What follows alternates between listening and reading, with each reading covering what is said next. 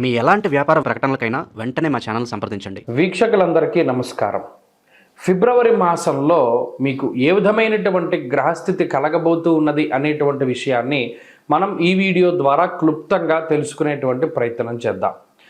జనవరి నెలలో సంక్రమించినట్టే ఫిబ్రవరి మాసంలో కూడా పంచగ్రహ కూటమి, షడ్గ్రహ కూటమి సంభవించడానికి కూడా అవకాశం ఉన్నది. అయితే ఈసారి మకరంలో కాకుండా కుంభరాశి యందు ఈ పంచగ్రహ కూటములు ఇవన్నీ కూడా ఏర్పడబోతూ ఉన్నాయి.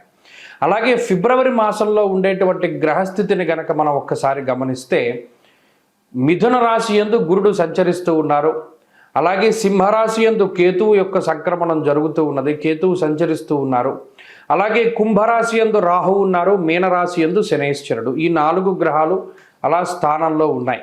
అయితే 13వ తారీఖు వరకు రవి యొక్క సంచారము మకర రాశి యందు ఉంటుంది.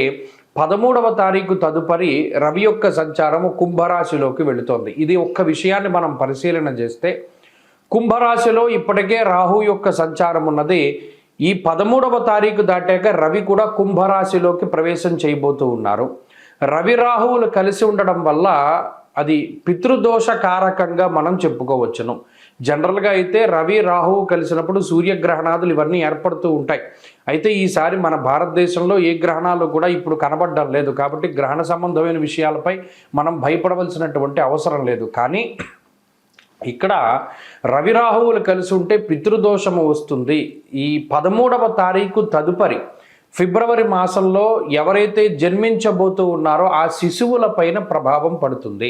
అందువల్ల ఎవరైనా ఫిబ్రవరి మాసంలో ఏదైనా సిజేరియన్ ముహూర్తాలు వీటి గురించి అడిగేటువంటి వాళ్ళు చాలామంది ఉంటారు. వాళ్ళకి సూచనప్రాయంగా ఒక మాట ఏమిటి అంటే 13వ తారీఖు లోపులో వీలుంటే కొంచెం పరిస్థితులు అవి సానుకూలంగా ఉంటే ఈ సిజేరియన్ అవి కూడా ముహూర్తాలు మీరు చేసుకోవచ్చును. 13 దాటిన తర్వాత రవి రాహువుల యొక్క కలయిక వల్ల పితృదోషం అనేటువంటిది ఏర్పడుతూ ఉన్నది. అలాగే ఈ పంచగ్రహ కూటములు, దేశారిష్ట యోగములు ఇవన్నీ ఏర్పడుతున్నాయి కాబట్టి అది కొంత జాతకం మీద ప్రభావాన్ని చూపెడుతుంది. కాబట్టి ఆ విషయాన్ని దృష్టిలో పెట్టుకోవాలి. మరీ కాంప్లికేట్ అయిపోతే మాత్రం అంటే ఈ లోపులోనే చేసేసుకోమని కాదు. ఏమన్నా అవకాశం ఉంటే మీకు అవకాశం ఉంటే 13 లోపులో ఈ సిజేరియన్లు ఇవన్నీ కూడా చేయించుకోవడం ద్వారా పితృదోషాదులు రాకుండా ఉంటాయి. ఇది ఒక ప్రధానమైన విషయం. ఇది మీ ఆరోగ్యాన్ని బట్టి ముందుకు వెళ్ళండి, దీంట్లో ఇబ్బంది ఏం లేదు. ఇంకొకటి ఏంటి అంటే శుక్రబుధులు కూడా కుంభరాశి అంతే సంచరించబోతూ ఉన్నారు. అంటే ఇక్కడ 4 గ్రహాలు, రాహుగ్రహము, రవిగ్రహము, శుక్రగ్రహము, బుధగ్రహము, వీటితోటి చంద్రుడు కలిసిన లేదా ఈ మాసం చివరిలోనే కుజుడు కూడా కుంభంలోకి వెళ్ళబోతూ ఉన్నారు. ఈ 5 గ్రహాలు వెరసి చంద్రుడితోటి కలిపి షడ్గ్రహ కూటమి కుంభరాశిలో ఏర్పడబోతూ ఉన్నది. కాబట్టి ఈ గ్రహస్థితి వల్ల ఈ మాసంలో అటు దేశకాలమాన పరిస్థితులు ఎక్కువగా ప్రభావితం చెందబోతూ ఉన్నాయి. దేశారిష్ట యోగం అనేటువంటిది పట్టబోతూ ఉన్నది. ఎందుకంటే అటు కుజరాహువుల యొక్క కలయిక, అలాగే రవి రాహువుల యొక్క కలయిక ఇవన్నీ కూడా దేశారిష్ట యోగాలుగా చెప్పబడ్డాయి. ఈ సందర్భాల్లో ఎక్కువగా అగ్ని ప్రమాదాన్ని సూచించేటువంటి విషయాలు, అలాగే వాయుతత్వ రాశి యందు ఈ గ్రహస్థితి ఏర్పడుతూ ఉన్నది. కాబట్టి అతి వేగంగా వీచేటువంటి గాలుల వల్ల కానీ లేదా గాలి ద్వారా స్ప్రెడ్ అయ్యేటువంటివి ఏమైనా ఉంటే గ్యాస్ ద్వారా వచ్చేటువంటి విపత్తులు లేదా అగ్ని సంబంధమైనటువంటి విపత్తులు, వాయు సంబంధమైనటువంటి విపత్తులు ఏర్పడడానికి అవకాశం ఉంటుంది. కాబట్టి ఈ మాసమందు చాలా జాగ్రత్తగా ఉండడం, ఇది దేశారిష్ట యోగం కాబట్టి చెప్పదగినటువంటి సూచన. ఇక ఈ గ్రహస్థితి ద్వారా మీ రాశి ఫలితం ఏ విధంగా ఉందో మనం ఇప్పుడు తెలుసుకుందాం. తులారాశి వారికి ఫిబ్రవరి మాసంలో మధ్యస్థమైనటువంటి ఫలితాన్ని మనం ఆశించవచ్చును. ప్రత్యేకించి ఈ రాశి వారికి గత మాసంలో పంచగ్రహ కూటమి 4వ స్థానమందు ఇబ్బంది పెట్టినటువంటి పరిస్థితుల్లో 4వ స్థానం ప్రధానంగా విద్యా సంబంధమైనటువంటి విషయాలు, తల్లిగారి ఆరోగ్యానికి సంబంధించినటువంటి విషయాలు, అలాగే ఉద్యోగ సంబంధమైనటువంటి విషయాలు, కుటుంబ సంబంధమైనటువంటి విషయాలు, ఈ 4 కూడా ప్రభావితం చెందుతాయి. ముఖ్యంగా అర్ధాష్టమ రవి అంతఃక్లేశం గృహశ్చిద్రం సౌఖ్యహానిమ భోజనం అన్నది శాస్త్రం. అలాగే అర్ధాష్టమ కుజుడు భాగ్యహానిర్ భయం క్రూరం బంధువైరం ధనక్షయం అన్నది శాస్త్రం. అంటే మనకు ఉండేటువంటి ఆలోచనలు కానీ మన ప్రవర్తన కానీ చాలా అగ్రెసివ్గా ఉంటుంది. ఇప్పుడు ఈ ప్రతికూలమైనటువంటి గ్రహస్థితి అర్ధాష్టమ స్థానం నుండి పంచమ స్థానానికి వెళుతున్నారు. దీనివల్ల అనుకూలతలు పెరగకపోయినా ప్రతికూలతలు తగ్గుతాయి. అంటే విద్యా సంబంధమైనటువంటి విషయాల్లో ఇబ్బందులు తగ్గడం, ఉద్యోగ సంబంధమైనటువంటి విషయాల్లో ఇబ్బందులు తగ్గడం, తల్లిగారి ఆరోగ్యం మెరుగుపడడం, కుటుంబ సంబంధమైనటువంటి విషయాలు బాగుపడడం లాంటి విషయాలన్నీ కూడా ఈ మాసమందు మనం చూడవచ్చును. అలాగే దేహాలస్యం మనస్తాపం సుహృత్కేశం ధనక్షయం అన్నది శాస్త్రం.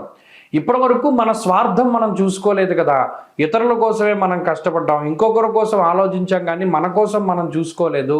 ఇప్పుడు మన కోసం మనం చూసుకోవాలి, ఆలోచించాలి అనేటువంటి థాట్ పెరుగుతూ ఉంటుంది. స్వార్థపూరితమైనటువంటి ఇది ఒక తప్పు కాదు, స్వార్థపూరితమైనటువంటి ఆలోచనలు లేదా మీకు మీరు ప్రయారిటీ ఇచ్చుకొని నేను ఇది అనేటువంటి పరిస్థితులు ఎక్కువగా కనబడుతూ ఉంటాయి. నేను ఇలా అవ్వాలి, ఇక్కడికి వెళ్ళాలి, ఈ పని చేయాలి, ఈ ఉద్యోగం చేయాలి అనేటువంటి ఆలోచనలు ఎక్కువగా వస్తూ ఉంటాయి. ఈ రకమైనటువంటి ఆలోచనలకి గ్రహస్థితి కారణమవుతుంది. అలాగే దేహాలస్యం మనస్తాపం, కొన్ని సందర్భాల్లో ఆశించినటువంటివి ఆశించినట్టుగా జరగకపోవడం వల్ల వచ్చేటువంటి మనస్తాపం ఎక్కువగా ఉంటుంది. అయితే అటు 6వ స్థానమందు శని యోగిస్తూ ఉన్నారు, పంచమంలో శుక్రబుధులు యోగిస్తూ ఉన్నారు, గురుడు బలం ఉన్నది కాబట్టి అటు ఆర్థిక సంబంధమైనటువంటి ఇబ్బందులు ఏవి రావు, ఉద్యోగ సంబంధమైనటువంటి ఇబ్బందులు రావు, అలాగే కుటుంబ సంబంధమైనటువంటి సమస్యలు రావు. ప్రత్యేకించి మీ యొక్క భావాల్ని ప్రకటన చేస్తారు, అది వారికి నచ్చుతుంది నచ్చకపోతుంది, కానీ మీ ధోరణి మీద అన్నట్టుగానే ఉంటుంది. కుటుంబ సభ్యుల యొక్క అంగీకారంతోనో లేదా వారి యొక్క ప్రతికూలతతోనో నాకేం సంబంధం లేదు, నేను చెప్పవలసింది చెప్పాను అనేటువంటి ధోరణిలో ఎక్కువ నడుస్తూ ఉంటారు. కాబట్టి ఇక్కడ ఇండివిజువాలిటీ అనేటువంటిది ఎక్కువగా కనబడుతుంది ఈ మాసంలో. కాబట్టి మరిన్ని ఈ మాసంలో మరి ఇక్కడ అర్ధాష్టమ స్థితి నుండి బయటకు వెళ్ళిపోయే గ్రహస్థితి కాబట్టి కొంతకాలం పాటు అంటే ఈ నెలాఖరు వరకు 23 వరకు అర్ధాష్టమ కుజుడైతే ఉంటారు. దానివల్ల మానసిక భయం ఉంటుంది, దానివల్ల పెద్ద ఇబ్బంది పడవలసినటువంటి పరిస్థితులు లేవు, కొంచెం అది దృష్టిలో పెట్టుకోవాలి. అలాగే బద్ధకం ఎక్కువగా ఉంటుంది. ప్రధానంగా ఈ మాసం అంతా కూడా చాలా బద్ధకంగా ఉంటుంది. ఏ పనైనా మొదలుపెట్టి వాయిదా వేసుకుంటూ ఉంటారు, రేపు చేద్దాం తర్వాత చేద్దాం అనేటువంటి పరిస్థితులు ఎక్కువగా ఉంటాయి. ప్రణాళికాబద్ధమైనటువంటి జీవనాన్ని గడపలేకపోవడానికి కూడా ఈ మాసంలో మనం చూడవచ్చును. ఈ మాసంలో మరిన్ని శుభ ఫలితాల కోసం ఎక్కువగా సుబ్రహ్మణ్య ఆరాధన చేయడం చెప్పదగినటువంటి సూచన. ప్రతి మంగళవారం నాడు సుబ్రహ్మణ్య ఆలయానికి వెళ్ళి ఆయనకు సంబంధించినటువంటి అభిషేకములు దీపారాధనలు చేస్తూ ఉండడం, సుబ్రహ్మణ్య అష్టోత్తరం కానీ, సుబ్రహ్మణ్య కరావలంబం కానీ, సుబ్రహ్మణ్య భుజంగ స్తోత్రం కానీ చదువుకోవడం ద్వారా మానసికమైనటువంటి రిలీఫ్ ఎక్కువగా వస్తుంది.